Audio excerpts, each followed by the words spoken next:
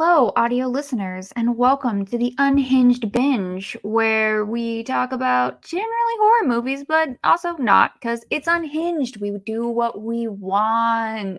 It's the whole definition of unhinged. It's not, but see, it's unhinged already. Who knows? Who knows what's going to happen? Today we're talking about Friday the 13th, Part 6, Jason Lives, the best one, on Jason's birthday, June 13th. I don't know what year this is or what year he was born. I think 56. So yeah, I am the host, Lego. My buddy Kurt's here with me to talk about these movies. Kurt, how goes it? Hello, it goes. I mean, look, I'm always excited to do these with you, but I'm extra excited for this one because I'm going to go ahead and spoil it. I agree with you that this is the best one, at least so far that I've seen. So Oh, it's this a is going to be fun. downhill. Well, I like 7 a lot, but after that, I think it's a bit downhill. 8, Oh, I oh think well. it's a bad rap. Okay. I like 8 a lot more than most people. However, there are some choices in 8 that I think are some of the most baffling things I've ever seen. Oh boy.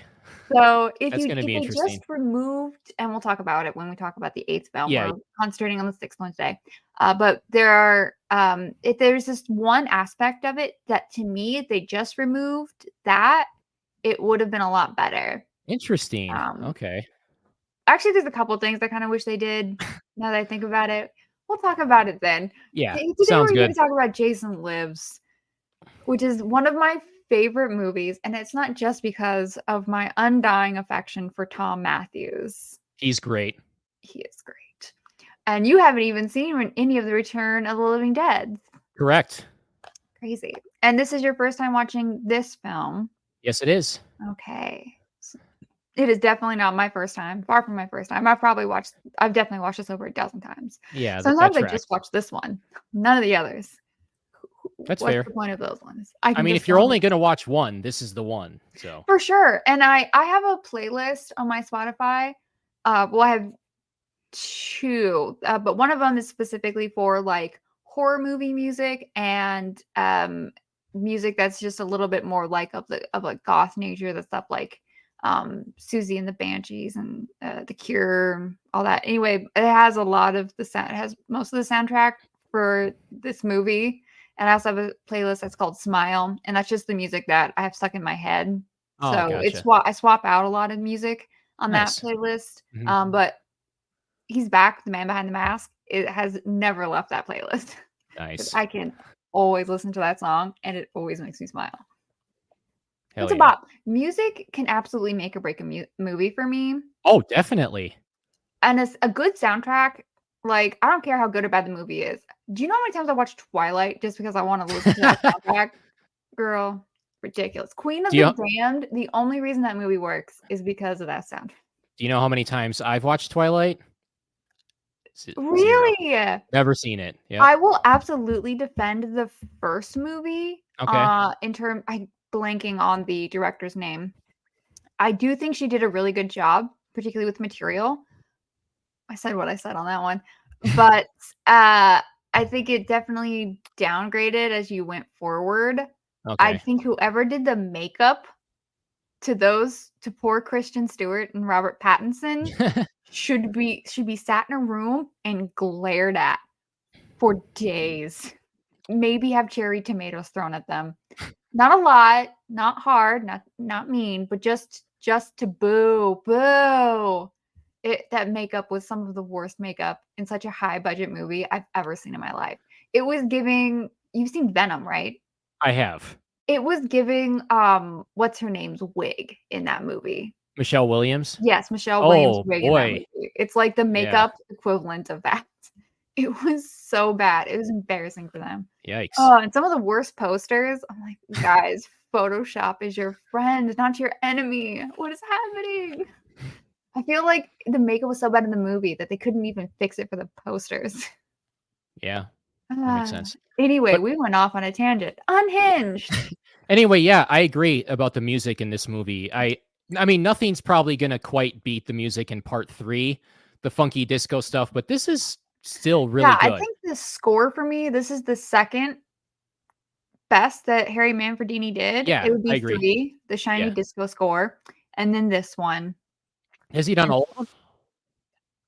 thus far. Okay. I don't know if he's done all. See, after we get to the point where New Line buys the rights and we start get the Jason titles, Mm-hmm. I'm just not as familiar with those ones, honestly. Gotcha. Okay. But obviously, by the time we talk about those, we'll know. So, Yeah, yeah, I will have Googled it. right. I agree about this being a second best score. It really stood out to me. It was different, but in a good way. Yeah, we'll talk about it a little bit later because I think I did write it down. Or we can talk about Okay. it now and I can just scroll and not be lazy. Let's see. Credits. Okay, I thought the score was like more kind of like a little bit more hardcore and Yeah. intense in the previous Yeah. I installments. agree. And I think it works so well in this movie. Way to go, Harry Manfredini. It definitely works. Bringing Jason back. So yeah, I loved it. All right. So this movie, Friday the 13th, the sixth one, Jason Lives. Don't know if the part 6 is actually formally in the title or if that's just in the poster or not. I never look. It's in the title sometimes. Depends where you look. So August 1st, it was released 1986. Mm-hmm. I don't know if you noticed, but August 1st is not August 13th. So that's a Right. fail on their Yes. part. Come on, guys. You have And one it job. was released just a little over a year, because last one was March. Okay. So March, April, May, June, July. So that's like 17 months after the last one. Oh, so like a year and a half. Okay. Yeah, Because I know that 5 came out less than a year after 4. So that less was than a a super year. quick turnaround. Yes, because I guess I couldn't explain why that was their thought Mhm. process. Couldn't begin to. March is also a weird year for horror movies, given like when Weird a month. typical horror movie is released. Yes, month. Given when a typical horror movie is released in terms of month, Yeah. has changed, a bit over time. Uh, like we've always had. I mean, I feel like there's always been like those random horror movies that will drop at the beginning of the year Yeah, or it's at kind the of end like of the year, like past Halloween, but or like way in the early. people always Um, say that they drop like the bad ones in January. Like no, that's no, a no. I mean, common like running thing. Dracula. Yeah, Dracula, like 1931 Dracula, Uh-huh. that was released on Valentine's Day. Really? Yeah, so like we've always had like horror movies that release like earlier in the year, to be like I don't know, maybe like counter programming. Right. That's always been a thing.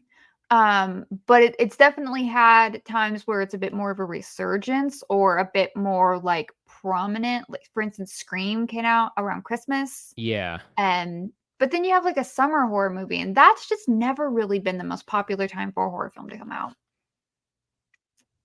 August is a weird point. And March also really weird timing. I Unless feel it's like like a they holiday horror. should put out more horror movies in the summer. That'd be cool. I But think a Friday the 13th makes sense for a summer yeah, release definitely. because it's a It feels like summer a summer camp. movie. Yeah. Yeah. Well, anyway, it was written and directed by Tom McLaughlin, who I've only ever seen 2 of his other movies would be One Dark Night, which I really like, which he made about 4 years before this. And then about 5 years after this, he made a Stephen King adaptation, Sometimes They Come Back, which I Oh, really, cool. really like. Nice. Would recommend. The had a budget, according to Wikipedia, of $3 million, and it made a return of about 19.5 million. So it made it made less than the previous installment, Really? Huh. by about $1 million.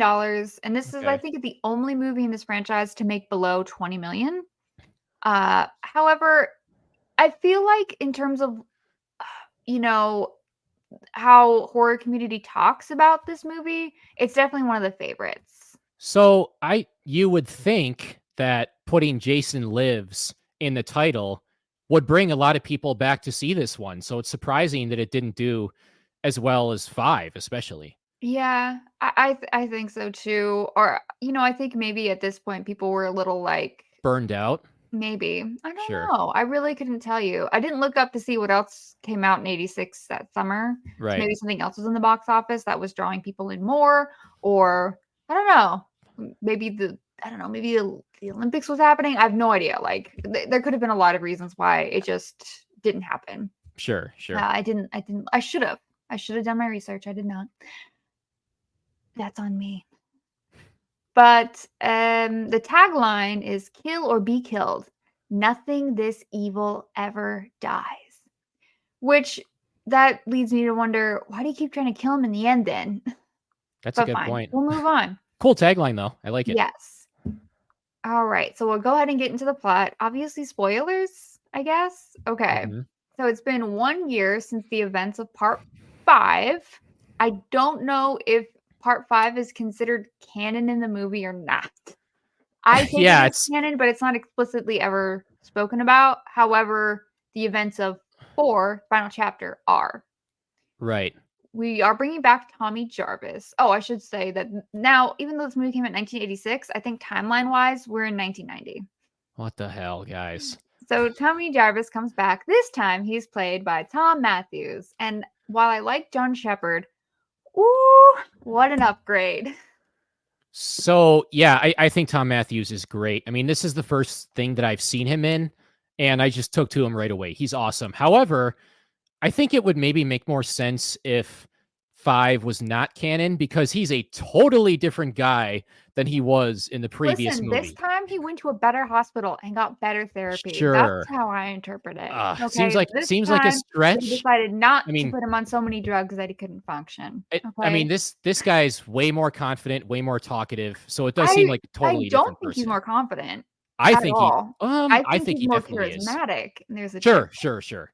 I mean, those are pretty close to the same thing, but Because fair enough. we'll talk about it when we introduce Megan, I guess. Okay. Because I got thoughts on their dynamic. Okay. So we open on a quiet, windy night with harsh music cue. It's a foggy evening with a full moon. Every single one of these movies is during a full moon. I don't know why I felt the need to point that out, but I absolutely did. Anyway, Do they all have fog too?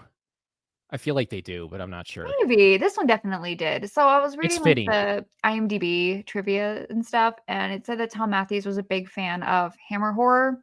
Those Mhm. movies are foggy as hell. Mhm. I can see it. Also, I mean, I would assume that he's a fan of the Universal horror movies because I mean he's definitely making allusions to them with this movie Oh, yeah, for sure. definitely. I'll say this movie is very. They decided they wanted to make it a little bit more like the studio decided they wanted to make it a little more funny. Like I would call this movie camp, Oh, it's definitely camp. and apparently Tom McLaughlin was in talks to do Scream originally. Or was Oh, private. Don't know if interesting. it's true. This is IMDb, mind you, so grain of salt. But I've heard this. I've heard people say this a lot that Kevin Williamson said that he did take inspiration from this movie when he wrote Scream, and I could Oh, absolutely see that. yeah. I mean, I this mean, I movie, just from watching this, I think he would have been a really good fit. I mean, obviously, Wes Craven is phenomenal. I mean, it turned out really good, but yeah, it's got a similar vibe to the Scream movies. yes, and I mean, I feel like people give. And I'm not saying he doesn't like deserve a lot, but people like feel say talk like Kevin Williamson invented meta horror films. No, he did not. They definitely date back way further. I um, think he kind of like launched it more into the for mainstream. sure, Yeah. absolutely. So anyway, so we get Tommy Jarvis number 3, played by Thom Mathews from one of my all-time favorite movies in cinema, Return of the Living Dead. He's in 1 and 2. It's great. Would recommend. Please go Yep. watch I him. know. He's driving a truck, which if you don't know, this is supposed to be the same truck that Pam was driving in the previous movie. So maybe, I mean, maybe it is Really? canon. I Maybe didn't notice she's that. been his doctor. Was Huh, she a doctor? okay. I I don't don't know what she know. was, but yeah. Who knows? Anyway, so whatever happened, she gave him her truck, or he stole it. Not sure. But he's driving with his friend Hawes, who's played by Ron Polino from Welcome Back, Cotter. I was really proud of myself for knowing that. I did Nice. double check it, but yeah, it's definitely the same guy. And he's holding Jason's mask, which I originally thought that from the way it was positioned, it looked like it didn't have the crack in the side, but then later when Jason is wearing it, it did. So Oh, but we're okay. back to our Red Wings mask. Right. It's like it's a hockey team and they're using the mask. Which So is the only time the blue one was used was in the last movie for the fake Jason, right? For yep, I yep, yep. forgot the guy's name, but Roy yeah, Burns. Roy. Yeah. Yep, correct. Tommy has some unfinished business, and they allude that he's still having hallucinations, which is something that was spoken about in the previous installment. I'm telling you, it's canon. So he's going to Jason's grave on a dark and stormy night to dig him up and cremate his remains, which is super smart and definitely won't backfire. Remember when I Yeah. told you to keep that in your pocket at the You beginning? did. Like, yeah, so smart. He's been dreaming about doing this for years. Mm-hmm. So he needs to ensure that he's killed the man that he killed 6 years earlier, which totally makes sense. No notes. Go do it. So Hawes is just going along for the ride. He seems very nervous. He's trying to talk Tommy out of this. He's doing his best. Failing, but doing his best. They do end up digging up Jason's corpse, and I will say the effects look great because that body is gross. The body is disgusting. It looks like Yeah. mold. Not moldy. It looks like the body is made of mold. Yeah, I was really impressed with how good of a job they did with that. And the way to go, I'm sorry, I wrote down who played CJ Graham played Jason Voorhees for all of the scenes but one. And apparently he wasn't like a stunt actor or anything. This was his first role. It's really all he ever did. He owned I like thought a he was nightclub. really good. I Yeah, like he's one of my favorite Jasons. Yeah. His performance is so funny. We'll get into the little nuances that he does, but yeah, I mean, applaud this man. He's great. But he just owned like a nightclub. But I guess he was I don't even know how they found him. Like crazy. Anyway, so he just did this kind of one thing, and that was great. Anyway, back to the plot. So they dig up Jason's corpse, and he's dead. He's confirmed. He's gone. Oh yeah, Tommy, you killed him. He's dead. Stop. If I had a dime for every time Thom Mathews resurrected a corpse in a cemetery, I'd have 3 dimes, which isn't a lot, but it's funny that happened 3 times. What else did it happen in? Both of the Return of the Living Deads. Oh, wow. I mean, he didn't specifically do it in those movies, but he was there both times. Gotcha. I'm just saying, don't go to a cemetery with Thom Mathews. Yeah, no kidding. That's pretty funny. So Tommy gets this like auditory flashback of when he was Corey Feldman and killed Jason, and which makes him more determined than ever to extra kill. I guess Jason. So he grabs this like I don't know what to call it, like a metal rod from a fence, like an iron rod fence. He grabs like one of the poles, and proceeds to stab Jason's really rotted corpse over and over while screaming. And Haas just simply stands back and like the best line read ever. Oh shit! Great line read. This is great. And then Tommy throws the hockey mask down and says, "Fuck you, Jason." And he leaves the metal rod impaled in Jason, and lightning strikes it twice, which resurrects Jason Frankenstein style. And it's very specifically supposed to be kind of ode to Frankenstein. Hence my assumption that Tom McLaughlin is a fan of Universal. Yep, that would make sense. I love the shot of his eye opening. Yeah, the extreme close up with like the worms and the maggots. It's disgusting. That was so cool. So dude, I mean, you hyped up this opening scene so much for me, and I was so giddy while I was watching it. I'm like, and by the way, when I sent you that message, that was after the opening scene, not after I saw the whole movie. So, I'm just giddy trying to, figure out what's going to happen. And as it went along, I kind of put it together. So I'm like, oh, it's going to be a lightning strike. Then he grabs a metal rod. Oh, it's going to strike the rod and revive him. Totally ridiculous, but so awesome at the same time. I loved it. I was laughing my ass off at that. And okay, so Tommy tries to pull the fence piece out. He does, but this allows Jason free mobility, and they struggle. Tommy gets away. Man, Hans was a good friend, man. He comes up behind Jason and just whacks him over the head with a shovel and breaks the shovel.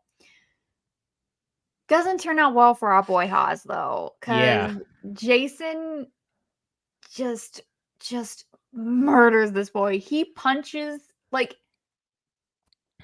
punches this boy's heart out of his body and then throws him into his own coffin, which I feel like is so shady. Yes, definitely. That Like, was a brutal kill. I mean, when I it saw that, I was. was like, "Whoa!" They really went for that one, and you could I like actually see it too. Yes, I should say that they were worried that this movie was gonna get a PG-13 rating, because it doesn't have any nudity in it, and this is the only film in Oh, the franchise that has no nudity. So, they upped the gore level. yes, However, while this movie is gory, there's nothing in it that's, like, well, other than Jason's corpse. There's right. nothing in it that's, like, gross or, like, very visceral or, like, Sure, that would sure. repulse you or anything like that. Mhm. It's but it's not, like, slapstick, like, it's so gory, it's ridiculous either. Right. I think they pulled a fine line of, like, having really fun, cool, interesting kills and keeping you entertained without, like, grossing you out or anything. Yeah, totally agree. So, applaud to them because it's generally kind of a fine line to walk. Mhm. All right. So Tommy, meanwhile, just f's out of the scene. He's like, "Nope, I'm gonna go. Bye, Good call. sayonara." So mean. So this puts Jason's kill count for this film at so far 1. Jason puts his hockey mask on.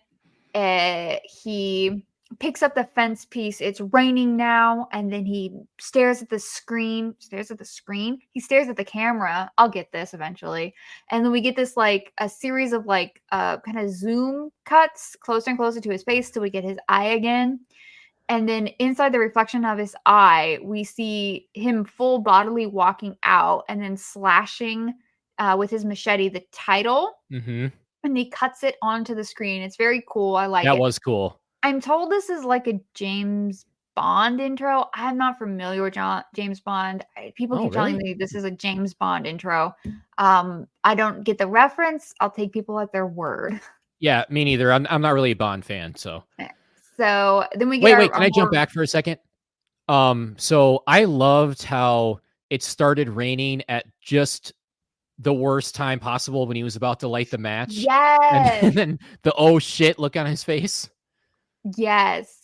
It's priceless. Yep. Thom Mathews is really great facially, and Yes, his definitely. his I think it's underrated when you have an actor who really emotes not only with their face and their voice Mhm. inflection, but they're full bodily. Yes. Like it's giving a really great performance. Yep. I'm it's so sad that he wasn't a bigger star because I feel like he definitely had that potential. I think Is he's this actually the a only carpenter now. What's that? I think he's a carpenter now or something like that. Oh, yeah, interesting. Is this the only movie in the franchise that he's in? Eh? So there's this, I believe it's called Womp Stomp Productions, and they've Oh, done fan films. Never Hike Alone. Yeah, I've Yeah, heard of Never those. Hike Yeah. Alone, Never Hike in the Snow, and Never Yep. Hike Alone Part 2. And he's definitely in those 2 movies. Oh, nice. Oh, he was recently in this movie. I think it's called Final Summer. It came out, I think it came on Tubi this year, but I think it was technically released last year. And it's basically Friday the 13th. And he plays a police officer in that, I think. It's not the best movie ever, but like I would absolutely, if you like Thom Mathews, definitely go watch this movie. It's on Tubi. I'm pretty sure it's called Final Summer. Final Um, Summer? Okay. I'll put the title in the description below in case I've messed it up. I'm pretty sure Mhm. it's Final Summer. Yeah, I would say it's like a 3.5-star movie. Like it's perfectly Nice. serviceable. It's not doing anything phenomenal, but it's fine. Like it's a summer camp movie and he's in it. It's very much giving Friday the 13th. And yeah, I appreciate, him being in the movie. Like definitely Cool. make him come back. And lastly, I think they stopped making the video game because of a rights issue, but he is the Tommy Jarvis in the video game. Oh, cool. Awesome. Yes. I think that company is now making the it recently came out the Killer Clown video game. I think that's the same company. If not, then they're making a different video game and it's Texas Chainsaw Massacre and I've confused them. Oh, I'm not a video game person. I conflate things easily. But I know they're doing a different video game. And gotcha. I don't remember if they did the Killer Clown one or they're doing a Texas Chainsaw Massacre one. It's something like that. I just know that for sure they stopped making or stopped updating the Friday the 13th one because of the rights. Right. Tragic. Okay. And if people want to know, yes, it's Kane Hodder as Jason. We'll move on. Okay, so we get our credits. we move on. So Tommy got into Pam's truck. I can't think of an expression to say that drove really fast. Hauled ass. That's the thing. He hauled ass to the Forest Green County Sheriff Department. He runs in. I can't wait to get your opinion on Sheriff Mike Garis. Played it to perfection by David Keegan. I think the name is supposed to be in reference to Mick Garis, who is a pretty well-known practical effects guy. He's also a director, like a horror director, who did a lot of the lower budget Stephen King adaptations. I quite like them. Nice. And immediately when Tommy comes in, Gareth is relaxing or sleeping. He wakes up, grabs his gun, and points it directly at Tommy's head, like finger on the trigger, ready to go. Like, dude, what the fuck? Yeah. Who does that? That's insane. You're a literal police officer. You should know gun safety. I'm already like, what? Switch to decaf, bro. You're too much. You're insane. So my thoughts on the sheriff, he is like the very over the top guy that doesn't believe anything the hero is saying and always wants to, put him away and stuff. Played to perfection, and it totally fits the movie. So I thought he was great. Yes, he's intense though. Yes, very. Scary. All the cops in these movies are ridiculous, but they're not like speaking of Killer Clowns from Outer Space, they're not like that cop who's like this. Oh, have you seen that movie? No, but I want to. It's on my list. It's so fun. Now, you want to talk about a great soundtrack. You'll have that song stuck in your head. Nice. I've had it stuck in my head for 20 years. But he's a lot of horror movies will have like the older kind of curmudgeon-y cop. Yeah. Who's like kind of schlubby and dumb. And this guy, no, he's not quite that. He's just intense. He's at an 11 and he needs to take it down to 6. Yes. Because he doesn't even see any bodies yet. Why are you at an 11? Calm down, my guy. But I like the lines. Like, this script is so fun. So the sheriff jokes, you in show business, kid, you sure know how to make an entrance. Tommy replies, very stressed. Tommy's very stressed at this whole movie. He should win an award, and I do this too, especially when I'm stressed. Like I run my hands through my hair a lot, but Tommy, so do I. like he's got a problem. So he's like, look, you got to do something. Jason's alive. He killed my friend, and now he's coming for me. And the sheriff says, don't piss me off, damn it, or I will repaint this office with your brain. I don't know who's worse, Jason or Sheriff Garis. Like, man, this man is insane. He is too much, but in a good way. Like I kind of joked in my notes that I think that the sheriff from the 4th film, Final Chapter, was using Jason as a way to hide all of the sheriff department's like accidental murders. And he's like, we'll just pin him on Jason. This is the perfect time. Right. Now I'm not thinking they were accidental. And then for a while, I was referring to Garis as Officer Homicide. So Tommy is really desperate. I cannot understand how desperate this.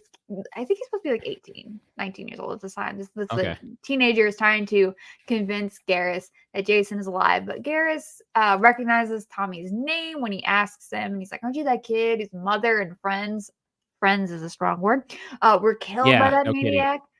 And it's like, wow, this is compassionate. My joke was, with a bedside manner like that, you should have been a doctor. This guy is too much. So they basically just, I'm sorry, I forgot to mention the deputy. So deputy that Cologne, guy comes in with some food. I don't know why the joke is officers are always eating, but that's just a joke in so many horror movies. Not even just horror movies, it's just a stereotype in general. Yeah. Maybe it's because they never do anything. I've been listening to a lot of true crime lately, and I'm really starting to think that police officers' jobs is just to sit around and eat. Yep. What else do they do? Can't argue with that. Anyway, so the deputies just as ridiculous. He's bringing the same energy as Yeah, Garis, and I think they're hyping each other up. Like they're a problem. They need to be separated. definitely. So yeah, Garis assumes that for whatever reason that Tommy's pulling a prank, which I don't know why he would assume that, considering his mother was murdered by Jason, and that he does know that he's been institutionalized for the past 6 years. So I don't know why he thinks he's pulling a prank rather than having some sort of like nervous breakdown or something. Right. Yeah, I was confused by that too. Like, what would Tommy's motive be to Yeah, like purposely lie about this? I didn't understand it's that either. really strange. And I gotta say, like, I absolutely Garrus is one of those people that's like, I hate him, but he's so entertaining. I love him. Yes, completely agree. Again, and the actor, just fantastic. Fantastic job. He didn't really do much else that I was looking at. Nothing. I don't recognize him for anything. I That seems didn't to be a recognize common that he was theme trying to be here. tragic. Tragic. So Tommy tries to steal a gun. Dude, what are you doing? Oh my god. And so anyway, they throw him in a cell. Like, go figure. Tommy, this boy cannot plan things out. Like, he doesn't have foresight. He's not he's not strategic. Mm-hmm. He's Very impulsive. Yes. Yes, he's a himbo. He's Yep. giving himbo. That's a great Real word for strong him. himbo energy. Yep. I don't know. Or maybe they switched him to a different medication. This one just makes him more talkative, but equally as weird. So I do think that like restraining him and confining him to a cell was warranted. They should have read him his Miranda rights and officially arrested him. Yep. I don't know. Whatever. Just, or I guess detain him. That's legal. We'll go with it. But he does seem like he's a danger to himself and others. So like that is the only time. No, I'm sorry. There was one other time. That's one of the 2 times that these police officers seem reasonable. I'm trying to think of what the other time is. When I guess we'll get Gareth there. protected the children. When who? Oh, yeah. Okay. Yep. I'm trying to be nice here. Yeah. No, totally correct. I forgot about that, honestly. And oh my god. So Tommy Jarvis is like, I tried to destroy him, but I fucked up. And I feel like that should be every time Thom Mathews walked into a movie. Mhm. That is every single character he's ever played. Like he just fucks up. Great. Oh man. Entertaining as hell. I want that on a shirt. I'm just like, I tried to destroy him, but I fucked up. It's just such a campy line, worthless. and it fits the movie perfectly. Yes. So Gareth tells Tommy that Crystal Lake was renamed Forest Green, and no one wants to be reminded of what Jason Voorhees did because he did kill, and now I can't remember if it was 34 or 35. I think it was 35 people in 1984 in about a week.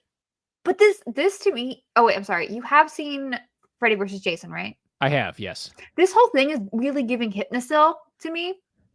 It's like, there is no Jason. It's all a dream. Yeah, I didn't make that connection, but it certainly parallels that for sure. It's very strange to me.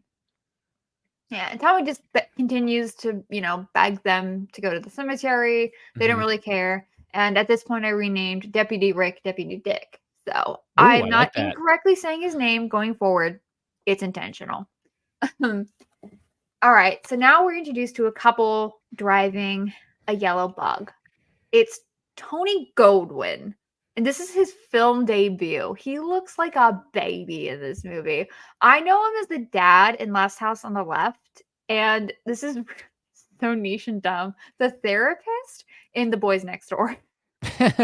Very specific. Then we have Elizabeth, who is Nancy McLaughlin, the director's wife. Oh, okay. Interesting. Yeah. She's not really been in much else, but I thought that was fun. And I think they're very cute. I really love their dialogue. They felt very authentic and endearing. Yes. They mentioned that they're camp counselors and that they're lost, which honestly, I would be too. Who driving in the woods with a paper map? How does anyone find anything? Seriously. Yeah. I couldn't do it without Google Maps. She stops her car when she sees Jason in front of her on the road, and I love this. Darren, we'd better turn around because I've seen enough horror movies to know that any weirdo wearing a mask is never friendly. I love that line so much. Yes, it is great.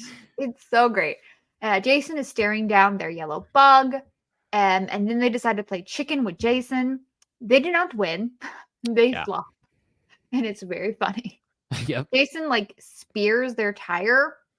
Darren pulls out a gun, and I forgot to write down the name of the cinematographer, but honestly, these shots are really great. And the lighting, it's a very kind of lot of like blue lights. Hmm. It looks fantastic. It does look great. Jason is very undeterred. Even Yep. when he shoots Jason, Jason just skewers him. And then Big Glass is damn at it again. Jason breaks the windshield. Elizabeth manages to get out and crawl away into a puddle. She offers him her wallet, which honestly, that kind of makes sense to me because like Yeah. I mean, that just seems like you gotta try maybe something to not yeah. get killed. So And he shish kebabs her in the face. I imagine Tom McLaughlin maybe had a fun time doing this. I think that they were married for like 40 years. I don't know if one of them passed away or they got a divorce or not. oh, I'm not okay. really sure, but they were married for quite a long time. Wow. Um, and they do a close up of her American Express card floating in the puddle, and I'm not sure Mhm. if I assume that's product placements, like or a joke. I Probably. was listening to this podcast. I can't remember what podcast, but they thought it was a reference to American Express slogan, "Never leave home without it."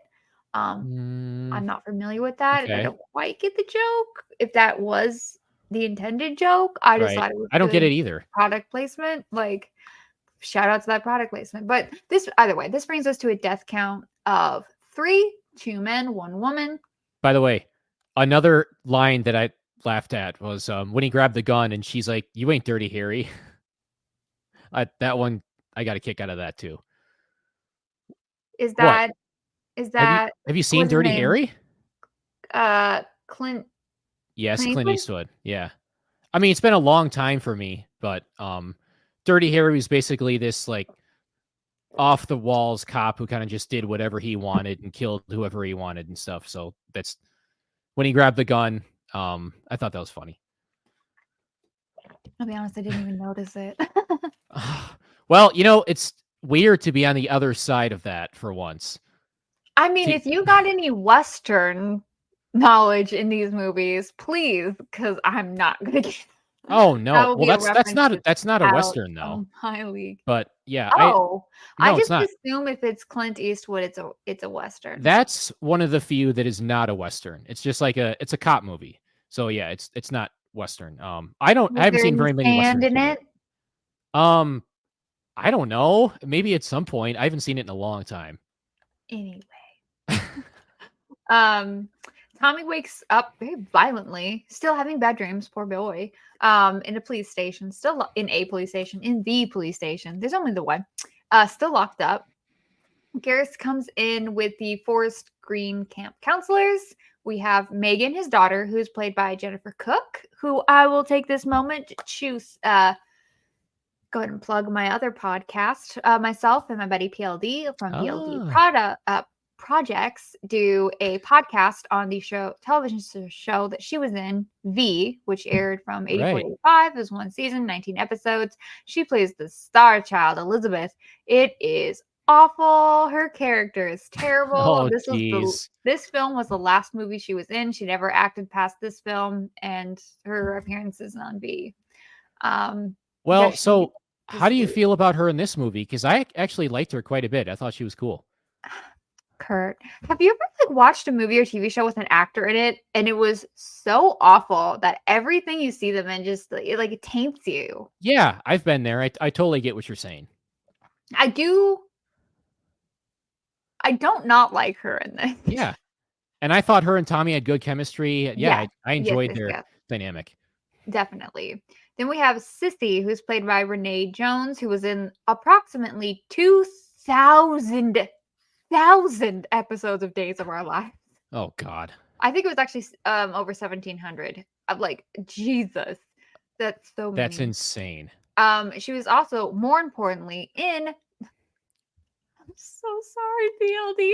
She was in 21 Jump Street, specifically the episode 2 of season 2, Besieged, with Josh Rickman, who was PLD's least favorite character in V. Oh my God. He hated that character so much. I thought he was going to eat his hat. I liked the character. I'm going to defend him on my podcast now. That's how much this means to me. Then we get the character of Paula, who says she's Elizabeth's sister. This actress really isn't in a whole lot else. And lastly, we have Court, who I didn't write his name down because I'm awful. I'm so sorry. Paula is Carrie Noonan, and Court is Tom Friedley? Friedley? I'm not great with pronunciations. I hope I did that okay. Who was also in an episode of 21 Jump Street, season 3, episode 16. Not one of my favorites, if I'm being honest, but I don't know. I think he maybe looks like someone else because I was looking at him and like he looks familiar, but I haven't really seen anything other than the episode of 21 Jump Street with him in it. Huh. So I feel like maybe he just looks like a different actor and I'm confusing them. Could be. Or I've just seen this movie so many times. Like, I don't know. Right. Anyway, so they're very concerned about Darren and Elizabeth, who are missing, and Garis kind of repeats the cop mantra of, I don't care. Missing people. What do you think I do about that? I'm just a police officer. That's I don't know, come on for me here. I'm sorry, you don't understand. I've been watching so much true crime, and all the true crime I've been listening to recently is about missing people. And the cops never look into it. It's insane. Yeah. Wish I could say I was surprised. So frustrating. Anyway, so he kind of vaguely says that he'll reach out to people and see to like keep a lookout or whatever for for Darren and Elizabeth. It bothers me that her name is Lisbeth instead of Elizabeth. Elizabeth, yeah. I'll move on from it, but it's annoying. So the kids arrive that day, and so they're a little bit concerned because I guess Darren and Elizabeth are the head counselors, and they're a little bit older, and they're a little concerned about, not being quite qualified to look after the kids alone, which I think they're being really responsible. Typically, the counselors in these movies are not really necessarily shown as, being this responsible outside of course, Paul Holt. Yeah, all the counselors in this movie actually seemed like decent, caring people, like not assholes. It was kind of surprising. It was great. I loved it. Okay, so Tommy, cutting back to Tommy's, he's in the cell and he's talking to the counselors, and he says that Jason is out there and something may have happened to them. And I really like that. Tommy doesn't say that Jason killed them or anything to that effect. It's kind of like I felt like he doesn't want to like put that out there like into the universe, and he, unlike Garis, does have good bedside manner and does have the wherewithal to say like these people clearly care, and he doesn't want to frighten them. Right. But he does want to draw attention that there is danger and warn people. So I really appreciate that. By the way, something that I really love about this movie that kind of sets it apart from all the other ones is the fact that Tommy knows that Jason is alive and is out there and is a threat and could be killing people, and he tries to do something about it, as opposed to most of the other movies where you just have a group of people standing around waiting to get killed. So like Tommy's like actually involved, so I really appreciated that. I hadn't thought of that, but yeah, that's definitely different and very true. Although, unfortunately, we do have our himbo savior who isn't exactly very good at trying to stop Jason. Right, but he's trying. Back to life. Yeah, right. Yeah, it's kind of like the boy who cried wolf. Yep. Except he hasn't cried wolf before, so. Yeah, the sheriff just by default doesn't believe him, which is, again, kind of crazy. It's honestly, it's because Tommy has committed the most horrible of sins of being a teenager. Right. Oh, that bastard. How dare he? What an idiot. I do wonder if maybe someone older had come in, like if Darren had come in and said that this was happening, if Garis would have believed him or not. Like, I wish... Well, I'm sorry, which one's Darren again? The guy who was in the passenger seat of the bug. Oh, right. Yeah, okay. Yeah, I'm guessing if he walked in, the sheriff probably would have been more inclined to believe him. Yeah. You know, when I'm taking a drink, you're supposed to vamp, Kurt. Yeah, I'm sorry. I didn't have anything Learn else to to add. podcast. Okay. It's unhinged. Say something random. Okay.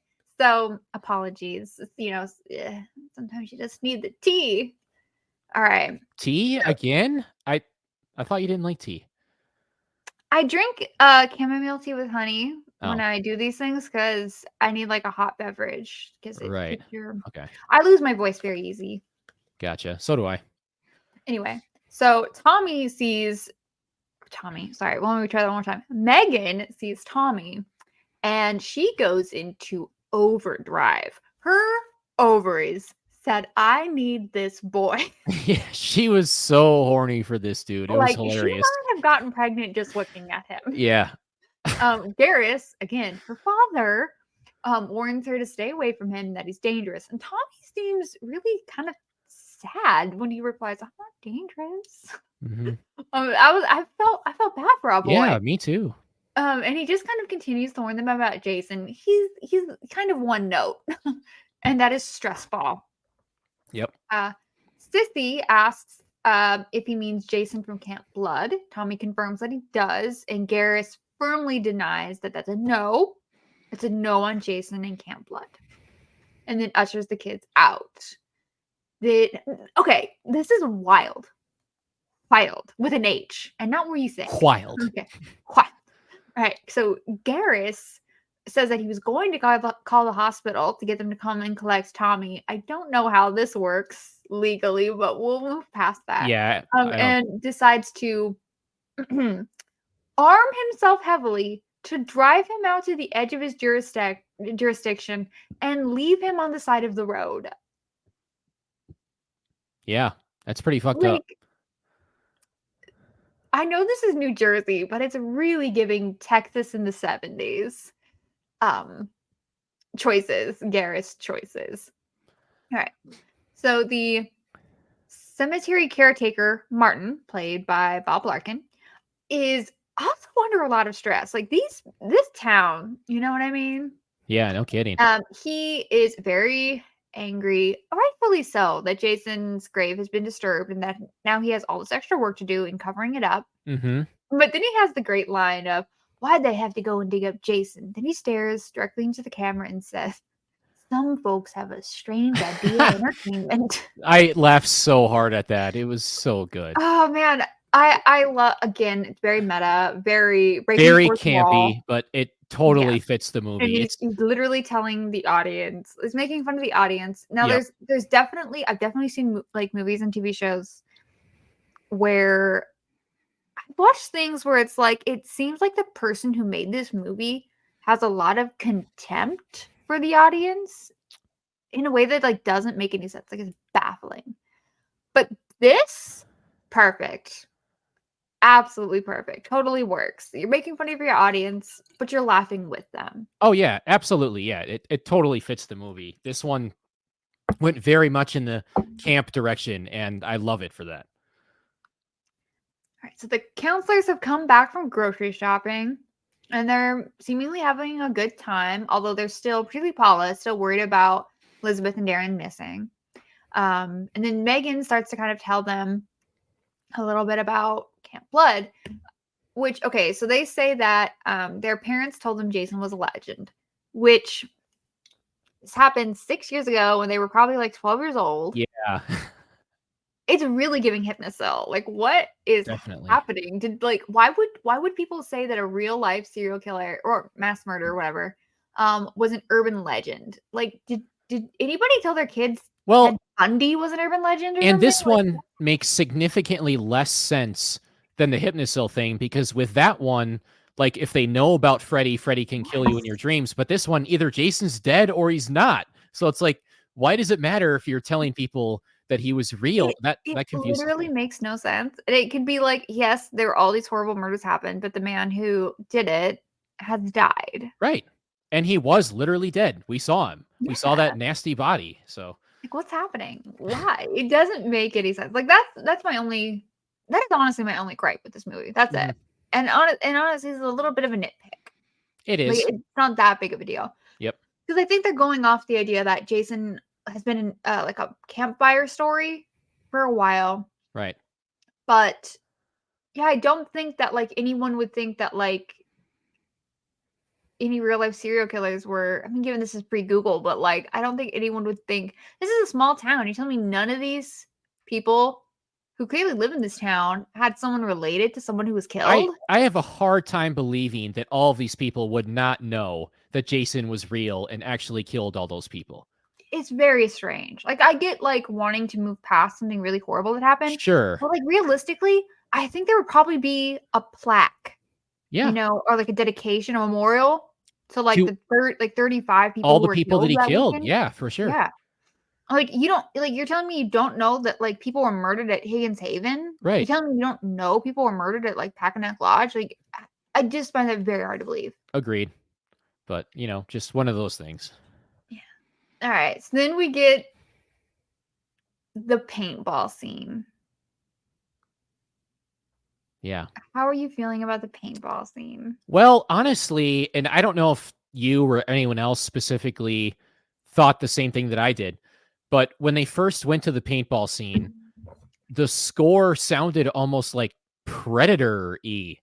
And I thought that was kind of strange and interesting. I'm so based on the look on your face, it seems like you didn't really pick up on that. When did Predator come out? 87. So this was before that. So That's funny. my brain, I just noticed that it sounded kind of similar. And, Predator is obviously about people like in the forest with like, and these guys are in the woods with camo on and stuff. So I don't know. Definitely I thought not that a was kinda cool. reference. It couldn't be. Because Yeah. it came out before. Right. I'll be honest, I've only watched Predator twice. I think it's kind of boring. Not really my thing. And I don't recall the score whatsoever. Breaking my heart, Lego. I like other movies. Tra-la-la. Alien. You like Alien? I do like Alien. There we go. I don't feel like these scores sound like at all. No, not at all. So, from my understanding, I can't recall. I've heard this number of sources. I can't recall any specific ones. It's just something I've heard said, repeated.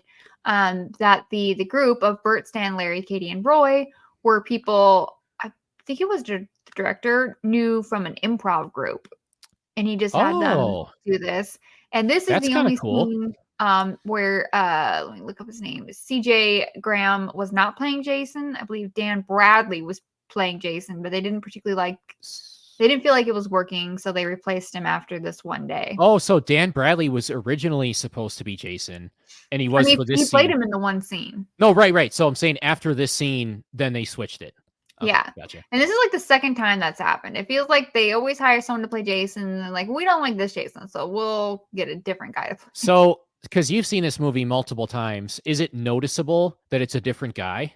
I feel like the body type is pretty different. Okay. Like I don't want to. Yeah, I feel like the body type's a little different. On first watch, I didn't really notice at all, but I'm guessing that now that I know, it's probably pretty noticeable. I feel like the acting, like the body movements, were pretty much the same. Okay, gotcha. Or similar enough that that's not as noticeable. Mm-hmm. So anyway, you have these like 5 people, just out in the woods playing paintball, and then you have some pretty fun kills. You have this like sexist guy, and Jason. Oh, that guy was an asshole. Yep. Throws him, and in throwing him, rips his arm off of his body, and his face slams into a smiley face that's been carved into a tree, leaving a bloody print on the face in the tree. And then Jason picks up the machete he has with the guy's arm still attached to it and looks down at it. It's so funny. This was an awesome kill. I loved the bloody like imprint of his face on the tree, and then obviously I hadn't even realized that he ripped his arm off at first until they showed it. So I'm like, oh, that's awesome. Just adds another layer of coolness to that kill. Yes. Then he does a triple decapitation. Like, yeah, just do it. Let's do the thing. It's hilarious. I love it. Mm-hmm. And then the other guy is kind of a nerdier guy. He ends up getting like dismembered, but we don't see that on screen, of course, because it's a little bit too much. So, but that brings our kill count to 8, with 6 men and 2 women. Then we see Tommy.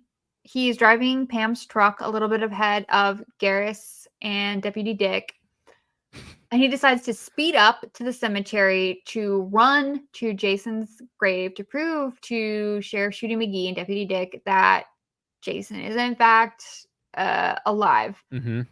I thought the shot was pretty good. We have a long shot of Tommy running through the cemetery with the cops chasing after him. It was giving a little bit of an action movie in this moment, which I thought was kind of fun. That was cool. I like that. The deputy, like, full on brutally tackles him and arrests him. And then we see, or Martin shows up, the what would you call him? The like cemetery guy. Mm-hmm. And he's already covered up the grave, thus erasing the evidence. Again, R.I.P. Hawes. Nobody cares about you anymore. Right. So if I remember correctly, isn't this the scene where the deputy pulls out his gun and points it right at Tommy's head? And he just got a new laser sight. Yeah, laser sight. And I quote this all the time, especially to PLD. Yeah. And it's wherever the red dot goes, you bang. Really funny line. And I love that it comes back around later in the movie, which we'll get to. Like, fantastic way to echo that. Yeah, that guy so over the top. These damn cops in these movies, man. They're wild. They're wild. Wild. At this point, I don't know who's more stressed, Tommy or poor Martin. Like this. This great. Yeah, I definitely feel for Martin here. Time. So Garis leaves Tommy at the edge of Forest Green, like where it was set. It says like you're now entering the town, like the city limits, and threatens him. And at this point, I don't know which of those two needs more therapy. I think both. Yes, definitely. And we cut back. The kids have arrived at the camp, and the teen counselors are doing their best. I thought it was really fun. Question. Mm-hmm. Is this the first time in a Friday the 13th movie where we actually had kids at the camp? First and only, Kurt. First and only. Wow. Yeah, I noticed that right away. Yeah. And I just think this movie, or the way that they're dealing with the kids, is really funny. Mm-hmm. I think kids in the movie can be real bad, but I liked it. I thought they did. Me too. Well. Yep. All right. So then we cut to a nighttime picnic with Steven and Annette. Martin goes stumbling about the woods, trying to find his way home. Jason kills him with his bottle of alcohol, who he was talking to and about, may have been having some sort of love affair with. I'm not quite sure. It seemed like it. It's heavily implied. This is one of my favorite things. We actually see a couple in the woods hear someone else getting killed. Yeah. This never happens. Mm-hmm. Steven goes to look and actually sees Jason like macheteing Martin. And he just turns heel, grabs Annette, and they run to his motorcycle. Unfortunately, Jason was too fast. They're not able to get away, and Jason shish kebabs them both with his machete, bringing our kill count at this point to 11. 8 men, 3 women. I thought the whiskey, was it whiskey bottle? Something. I thought the whiskey bottle kill was cool, mainly because he throws it and then he's like, wait, I didn't hear it land. He doesn't say that, but you can tell he's thinking it. And then he looks over, he's like, oh, fuck. Yes. And I like the long shot of us watching Jason cutting this man up. Yes. Like it's somehow like really brutal. It was, for sure. Like Jason was like, this is not a scary movie, but and it's funny, but it's like very brutal. Yep. It walks that line perfectly, like you said earlier. Then we see the campers sleeping. There's this one particular little girl. I thought it was so funny. She has a book by Jean-Paul Sartre, No Exit. I just thought that's hilarious. Like, it doesn't make any sense, but it's so funny. I did a review of the entire it's like a funny review of the entire franchise on my channel, and I decided at that time in my life, again, unhinged, to make a headcanon that Jason is one of the characters in No Exit, and his hell is camp counselors.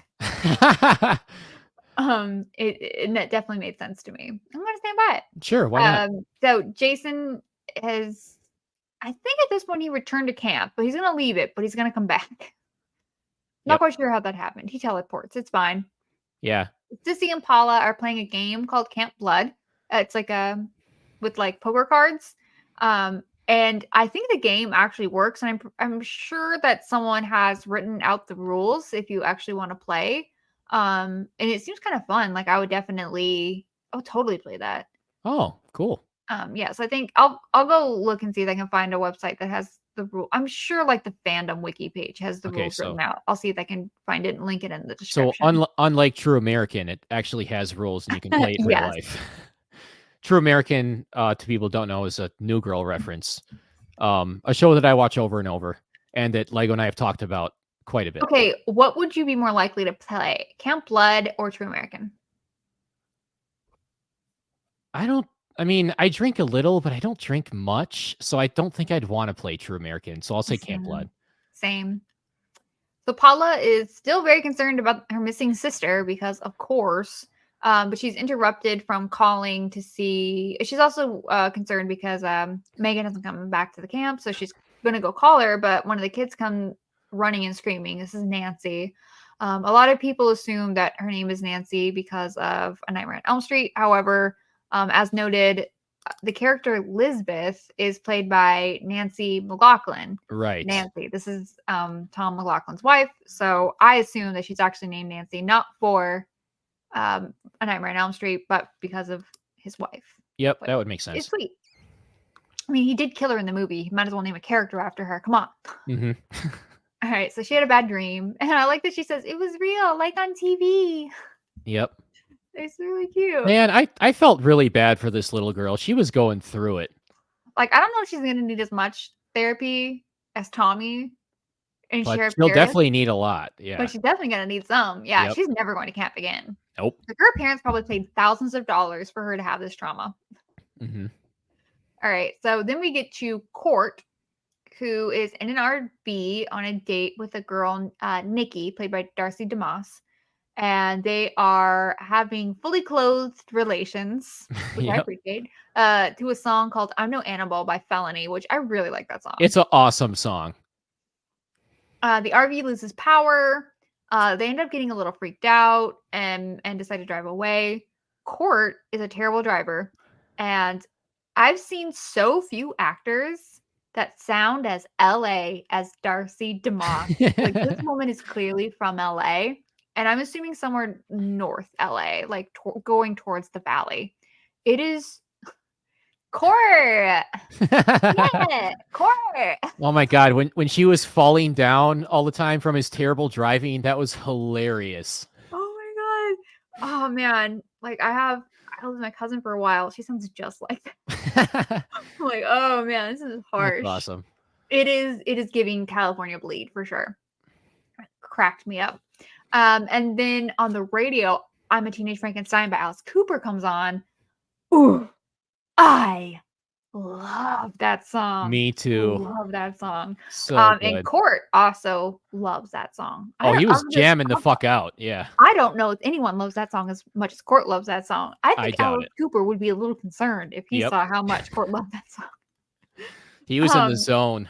Yes. So Jason is in the RV. He kills Nikki by shoving her head through the mirror into the aluminum backing, which I thought was a pretty cool kill. I like that you could see the imprint of her face. Did you ever use those things from the 90s where it was like little kind of like needles and you could like put your face or your hand in it and it would leave the imprint?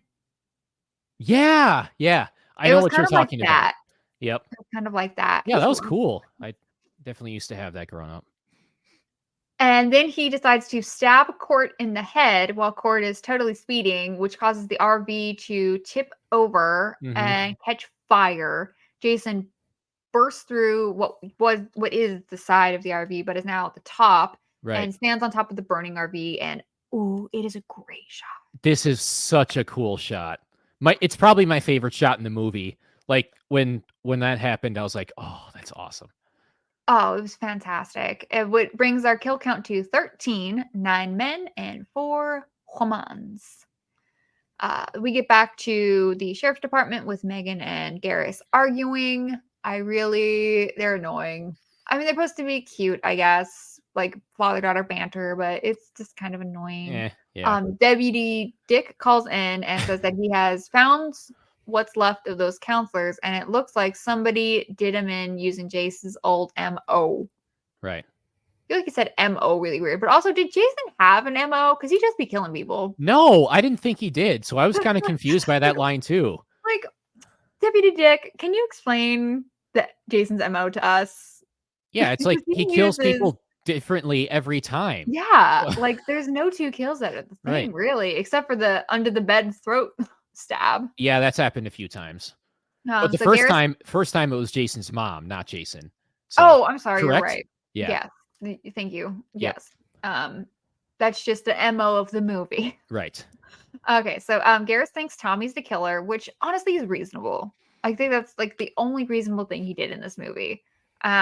He's incorrect, but like he definitely should think that.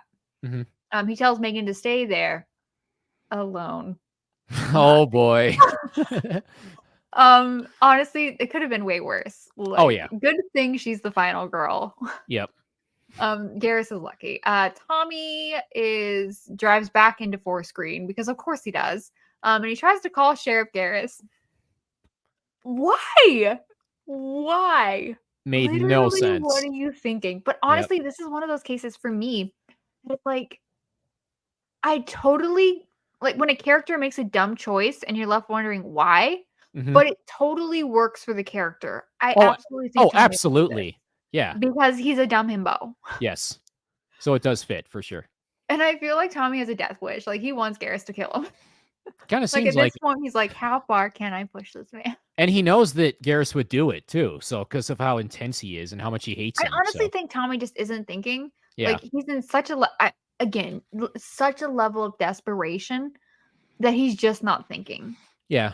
I also think that having been institutionalized between the age of like approximately like 12 to 18 or so, he doesn't really know how to deal with people. Maybe. I mean, that'll fuck with your development and social skills for sure. Yeah, and I assume also he spent those years kind of relying on adult authority figures. Right. So he might feel comfortable trying to get help from one. That is a really good point.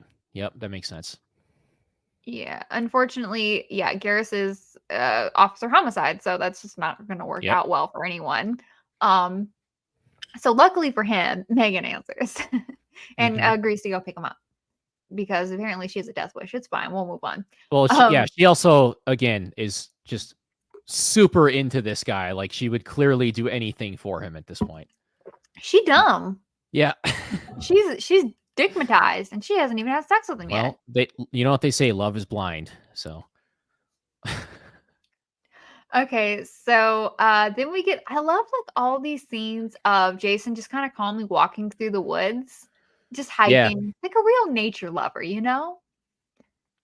I wish we could have got a scene of him going back to his old cabin. Do you think they demolished it? Like that little shack he was living in the second one that had like the shrine to his mom. I feel like they probably did. That would be they definitely should have. Yeah. Like maybe he should have like walked out to see if he could find it, or maybe gone to like Crazy Ralph's grave, you know, his mom's grave on the side of the road. Sure. Which made sense. Yep. Then we get Garis and his other officers find a lot of the bodies at this point. And Garis actually starts doing real cop stuff. Like he sets up roadblocks. I didn't think that Forest Green was allowed to do that.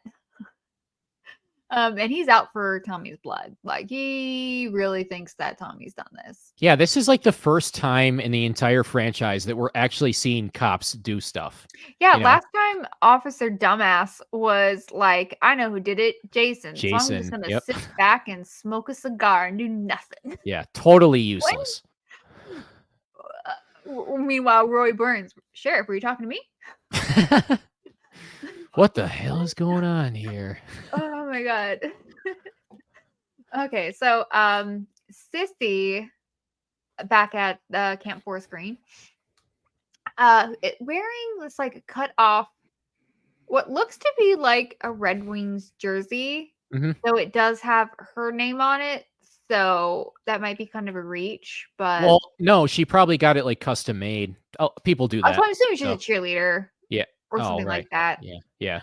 Or she does have a popular last name. It might just be Sure, one of those could be things that. where her name was on it. It's Baker. Mhm, Anyway, so yeah, wearing a cutoff, 80s style outfit. mhm. I liked it. um, so Jason picks Sissy up through a window, an open window, which I think is funny, kind of making fun of how Jason's always, in my mind, it's making fun of how Jason is always breaking through windows. That He damn picks her big up through an glass. open window Yep. and literally pulls her out of her slippers, throws her to the ground, leans over and twists her head entirely off her body, and then looks down, almost confused, like, "Oh, did I just do that?" Yeah, like, wow, I didn't know I was capable of that. Yeah, It was so that was funny. gnarly and Oh, hilarious at the same time. yes, absolutely. And I think that might be how they were able to get away with the level of violence and still show as Yeah. much as they did. Mhm. And again, also because they didn't have nudity in the movie. I think that's how they were able to get away with it. Yeah, for sure. And Um, they come back to it twice because you see him carrying her headless body, and then you see her head roll out of the car later too. that's so funny. Yep. And anyway, that brings her kill count to 14, 9 men, 5 women. Yeah, I just love that he's just like walking around with her headless body. And a Yep, that kid was in the hilarious. end sees it and she's gonna totally be traumatized for life. She's Yep. like, no, no, not having it. Tommy goes and picks or Tommy, hang on, let me try that one more time. Megan, rather, goes and picks up Tommy, and she is I think she's a very assertive character, Yes. and Tommy is not Mhm. assertive. He's more talkative than he was in the previous film, Right. but he to me is not confident. Like Y he's acting kind of impulsively again out of urgency. Yeah, maybe, Um, I mean, I and used fear. confident earlier, maybe that wasn't quite the right word. But yeah, definitely more talkative. For sure. They run into a roadblock. So Megan, being the genius she is, and not at all in any kind of like lust. All right. She shoves Tommy's face down in her crotch, which Oh, how his head is facing her crotch this means he was must be like lying in the fetal position this was backwards on the. hilarious. It And makes sense. It and the it totally makes sense. yes, and the fact that they k Totally. they kept showing it, and the fact that he kept trying to get back up and she kept pushing him back And he down. keeps, like, rolling further Yeah. towards her. Like, Oh god. oh my god. I don't see how anything is gonna go wrong. Mhm. Nothing can go wrong in this moment. So the cops start chasing her to, that Alice Cooper song. That's a name I didn't write down. And it's, again, another kind of an action movie scene. I don't know if they shot at dusk or did a day for night shot, but it did look pretty good. Again, having that kind of blue tint to the screen that looked, I Mhm, think, really nice. mhm. Eventually, they do get off or get cut off by Sheriff Daddy and his boomstick, and Tommy sits up from her crotch, and it looks very compromising. It's like, Tommy, you're a dead man. Yeah, and this chase scene felt, like, very Fast and Furious to me, you know? And the fact that she was backing up almost the entire time is so crazy and able to go that Insane. fast and stay away Insane. from, the cops. Ridiculous. I love it. Yes. And we get cut back to Nancy walking around with Jason's bloody machete, which is really smart, logical, Yeah. solid thinking on her part. And she does bring it to Paula, and she's scared, and Paula tries to calm her down and tuck her in and stuff. Way to go, Paula. Very nurturing of you. And I thought this was a good way to do some misdirection too, because you only see the machete at first, right? So you think it's gonna be Jason. So I thought that was cool. Yeah, definitely. I think we're getting a good, like, there's good level of action, good level of, as you said, misdirection. Mhm. We're seeing where, Jason is kind of wandering around. We're getting more Jason, I feel like getting to know Jason Yeah, as a I think character in this so. movie, Mhm. and they're giving him actual characterization other than kill. Yeah, I'd be curious. I don't know if you know the answer to this, but I'd be curious about the screen time of Jason in this movie compared to the other movies. Oh, I don't know that. It did seem like he had quite a bit, which I liked. Yeah, definitely. And, definitely make him an actual person. I should say that at this point, he is henceforth known as Zombie Jason. Right. Yes. All right. So Tommy, oddly enough, who could have foreseen this, is arrested. And Garis is waiting for the authorities and Carpenter to get there. I thought that was fun. Reference to John Carpenter. Garis wants Megan to stay in the station again. Boy, stop. And he leaves them alone with Deputy Dick. Yep, Deputy Dick. And Tommy is still desperately trying to convince Garis that it wasn't him. And Megan points out that she was with Tommy when her friends were killed, which Garis really bluntly and cruelly tells her. What a dick. And but Garis is not taking his chances and puts Tommy back in the cell. We go back to Paula tucking Nancy in and Jason watching them through the window. Again, the blue lighting. It just looks so good. This is a good looking movie. Definitely. Jason kills Paula. We actually cut outside and hear her scream. We see blood splatter on the window. Then we see her body get thrown through the window because fucking Big Glass is at Big Glass once again. They got their damn quota. I don't know what window company is out there, refurbishing all these houses, but they are making bank. Yep. But then he pulls her body back through the window, which to me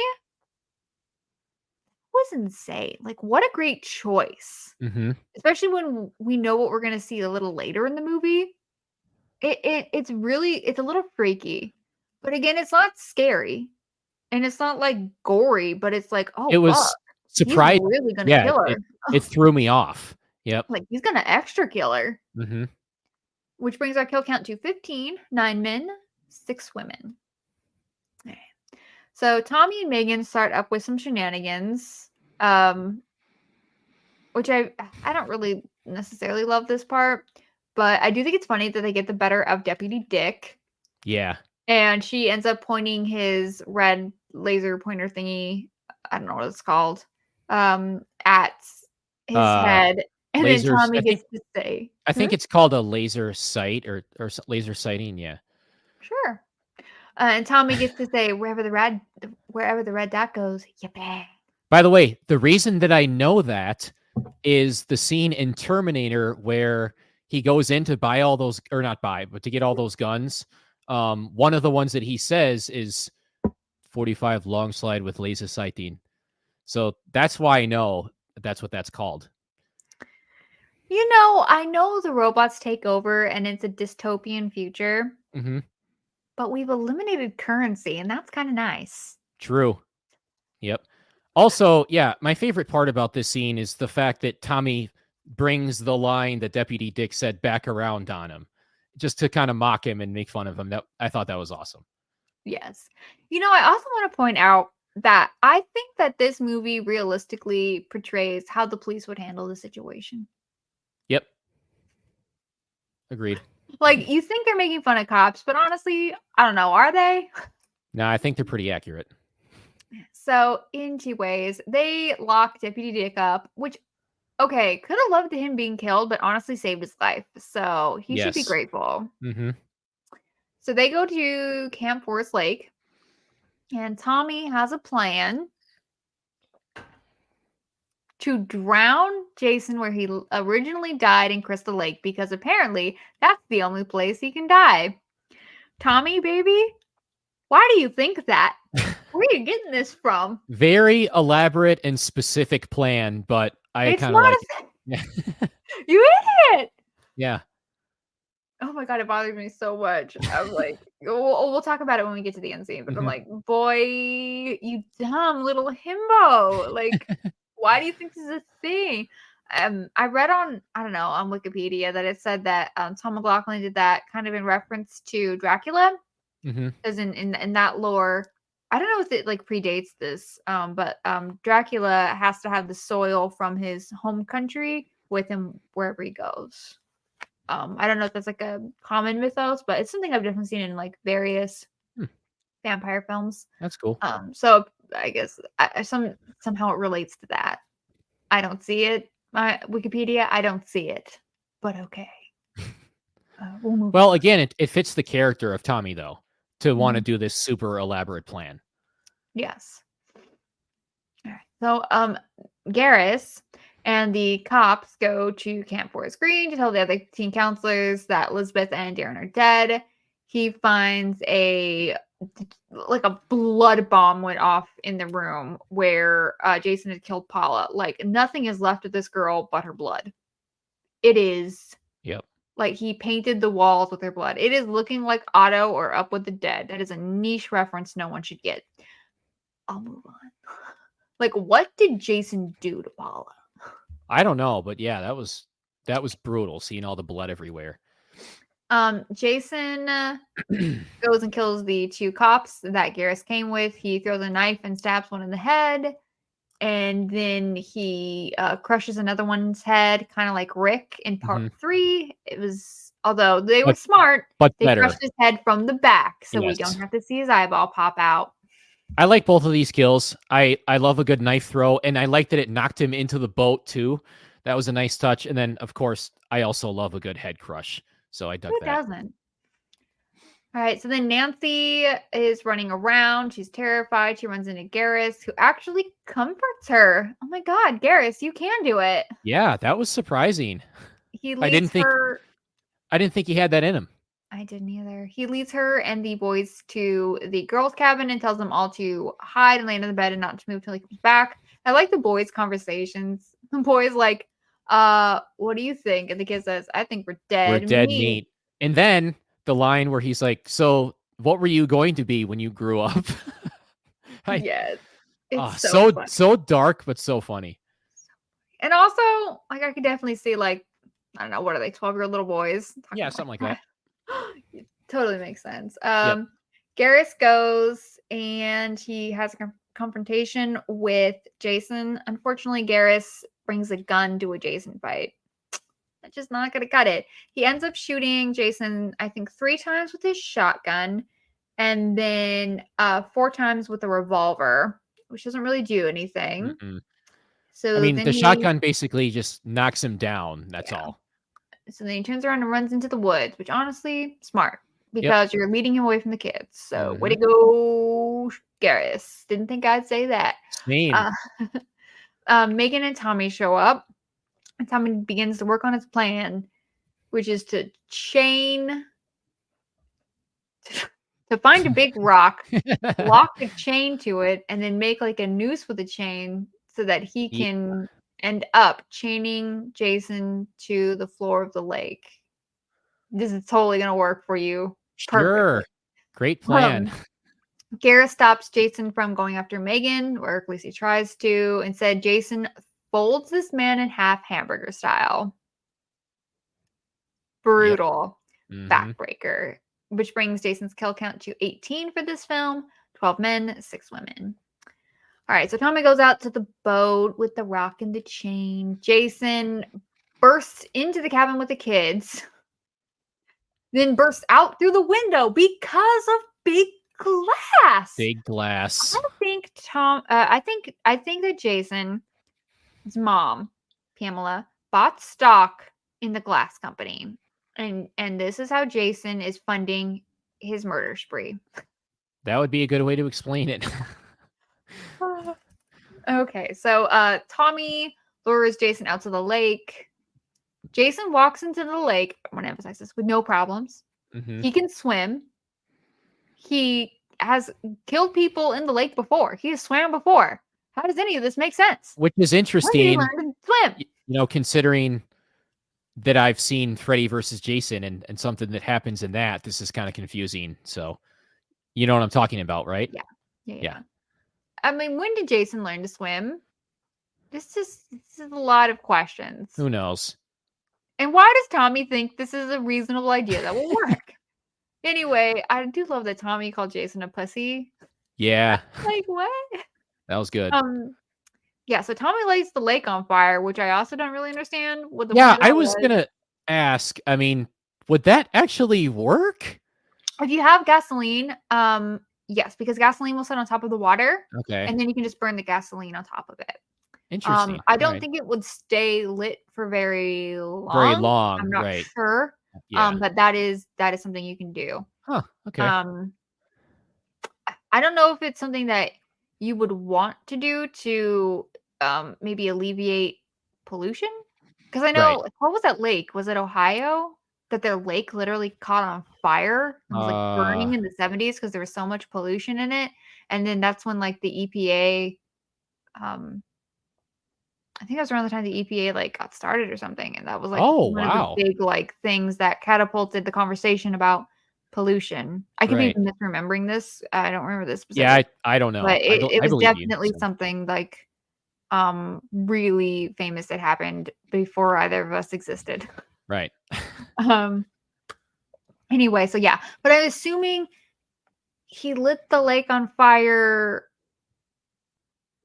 to lure Jason up in the circle or to prevent him from coming toward closer towards the boat so that way he could clearly see where Jason was? I'm not Yeah, entirely I'm sure. It looks cool though. oh, it definitely does, but Yeah, the practicality of it, I don't know. Yeah, I I'm know. confused about the intentions there, but Long story short, Tommy and Jason both end up underwater. Jason strangles Tommy. Megan has to swim out there to rescue his dumbass. Then she has to fight Jason. She turns the boat motor on and cuts Jason somewhere. I was a little unclear on like yeah, where specifically he was cut, I and it looked couldn't like his quite neck place. tell. I think neck, yeah, but it was kinda hard to But tell, then and when that we see him at the end of the movie, I didn't see any damage to any of that at all. So not really sure what happened there. Megan gets back to shore, breathes Tommy back to life, and then Tommy's like out of breath. He's like, "It's over. Jason's home." You know, the place he died isn't the place he was born. You right. fucking idiot. I love you, you dumb little adorable himbo.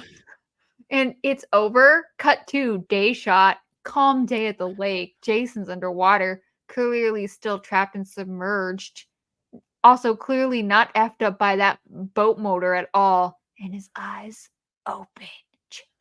Ah. Well, I mean, does he, like, regenerate or something because he's a zombie now, or Well, he doesn't regenerate. He okay, sustains damage. okay, so then there Like, should I be think the movie does a good job, or I'm sorry, the franchise does a good job of continuing with, like, any injuries he sustained, he'll have the next time over. well, With the what damage he has on his clothes, he has in the next one over. Like, I think they do a pretty good job of keeping, like, track of that pretty right, well. but I'm saying, like, as far if he doesn't regenerate, they should have had the damage on his neck then, right? I Because think that was just a mess up. yeah, okay, I guess. I mean, it was a smart move on, Megan's part to do that, though, to turn the boat on and turn the thing to cut him, but I really like this ending because instead of getting, like, a stupid dream sequence for one Yes. last scare, we get just a little tease that he's still alive. I like that way better. Well, I mean, they didn't lie when they said Jason lives. Right. And then at the very end, we cue the Alice Cooper song, "He's Back, the Man Behind the Mask," which I So, absolutely love. I so listen good. to The all the soundtrack time. soundtrack of That's this movie is awesome. yes. Definitely have that on both of my playlists, and it is a good, fun time. Mhm. All right. So, you said this was probably your favorite of the franchise so far? Yeah, I think it would slide in just ahead of 4, which was my favorite prior to this. But yeah, the campiness, the kills, the portrayal of Jason, the characters such as Tommy and Megan and the sheriff, it all completely worked for me. So I enjoyed the shit out of this one. Cool, cool, cool. And you said it's Um, your favorite too of all of them, right? yes. Nice. Yes. I like the inclusion of the kids. I think it really worked for me. Yep. I love Thom Mathews, so that's always gonna He's really bias great. me. Yep. The music is fantastic. Yep. Both The score and soundtrack. yes, I was say Yep. both the score and the soundtrack. Um, I mean, in terms of the score, like I said, it's probably my second favorite. Nothing is gonna be number 3. The Yep. disco score is just too perfect. Mm-hmm. Yeah, everything about this movie really worked for me. I love meta. I love camp. That's my entire vibe. So yeah, this one's definitely one of my favorites. The kills are pretty interesting, and the way everyone is personified and characterized just totally works for me. Yep. Even like the characters that are kind of like ridiculous are still entertaining as hell. They totally fit the movie and the campiness of it. Yes, this is a movie that has a very specific vibe Mm-hmm. and commits to it. Yep. In terms of the kill count, we have a total of 18 with 12 men and 6 women, which puts him at okay. So I think the total like on screen kills in the previous film was 20. However, Roy Burns in real life killed 17. So Okay. Jason still has a higher kill count in this single film than our previous 2 killers, and this is the highest kill count he's had in a single movie. Oh, okay, cool. Yeah, I was going to ask about that. So kill count up. What was And, Jason's highest prior to this? Do you know? I think it was 3. Okay. But I think there were 13 kills in 3. Okay, gotcha. Oh wow, so this had way more. It Yeah. surpassed it easily. Indeed. All right, Kurt. Any last thoughts? Do you want me to do like plugs or? Oh yeah, any last thoughts on the movie? Or No. Yeah, I said everything I wanted to say about the movie. It's awesome. Definitely my favorite of the 6 so far. So, yep. You can find me at Kurt Hagens, CurtHagens, on all of the socials, including Instagram, Twitter, Letterboxd, YouTube, where I do basically whatever I want. I've lately been focusing on stuff that I kind of grew up with and am nostalgic for. So, yeah. All right, cool. I'll have his stuff linked below in the description. You can find me at The Unhinged Binge or Lego Rants, The Unhinged Binge, Apple, Spotify, Instagram. I think it's everything. You can find me there on YouTube or YouTube. You can also find me at Lego Rants. And I love that name, by the way. It's totally fitting. Sometimes you got to rebrand. Mm-hmm. Got to rebrand after so long. Yep. Yeah, and hopefully I have more stuff coming out soon. Just gotta writing scripts takes a long time, guys. Indeed. Yeah, so I hope everyone has fun. Has a good old Jason's birthday. Happy June 13th to all, and to all a good night. Now, if you excuse me, I have some oozing to do. Stay with the rainbows.